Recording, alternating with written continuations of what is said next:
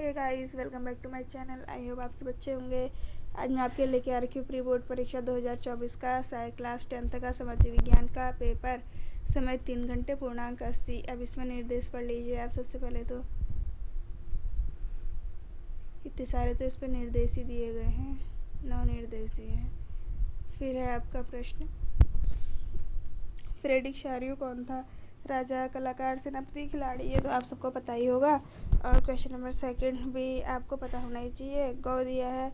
ISI mark क्या दिखाता है? वस्तु की गुणवत्ता।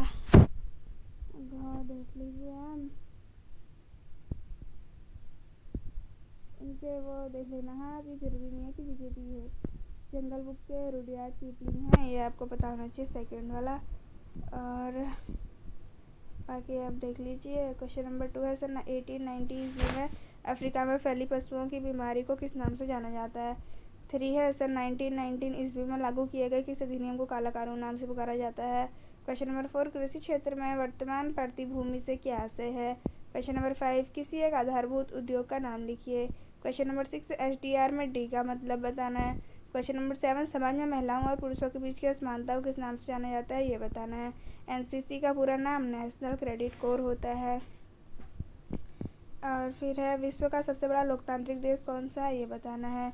औद्योगिक क्रांति ने किस प्रकार वैश्विक समाज पर अपना प्रभाव डाला? ये बताना है। या फिर इसके बदले दिया आपको, देखो अथवा पर ध्यान देना है। या तो आपको 10 का औद्योगिक क्रांति वाला लिखना है, या 10 का सन 1929 ईस्वी में विश्वव्यापी आर्थिक मंदी को समझाते हुए भारतीय व्यवस्था पर इसके प्रभाव को प्रकट कीजिए। ये बताना है। इन दोनों में से केवल एक करना। 11 है, यदि आपको आपदा के दौरान खोज और बचाव दल में शामिल किया जाता है तो आपकी प्राथमिकताएं क्या होनी चाहिए? अब आपदा में अगर आपको लगाया गया है खोज और बचाव दल में, तो क्या क्या करना है आपको ये पता होना चाहिए। 12 है, लोकतांत्रिक शासन व्यवस्था में वैध सरकार का गठन आवश्यक है, व्याख्या कीजिए। 3 है, बहुदलीय प्रणाली लोकतंत्र की मजबूती भी है व कमजोरी भी, स्पष्ट कीजिए। 14 काफ़ी लंबा क्वेश्चन है, ये आप पढ़ लीजिए।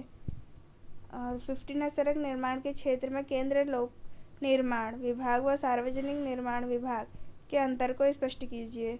16 है, खाद्य सुरक्षा क्या है? भारतीय कृषि पर वैश्वीकरण के प्रभावों को स्पष्ट कीजिए। क्वेश्चन नंबर 7 है, मुद्रण संस्कृति के प्रचार से आप क्या समझते हैं? मुद्रण मतलब जो छापने वाली तकनीकी चली ना, उससे क्या समझते हैं ये बताना है। इसका भारतीय महिलाओं पर क्या प्रभाव पड़ा, समझाइए, ये भी बताना है।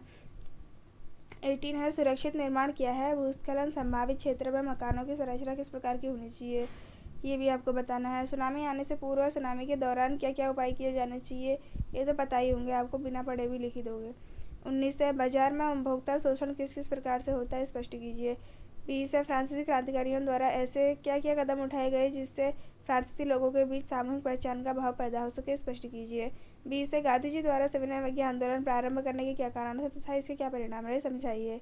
ये आप अभी भी पढ़ेंगे। और ये आपको लास्ट, जब आप अभी आप 10th अगर 11th में आर्ट साइड लेते हैं तब, 12th में रहेगा ही।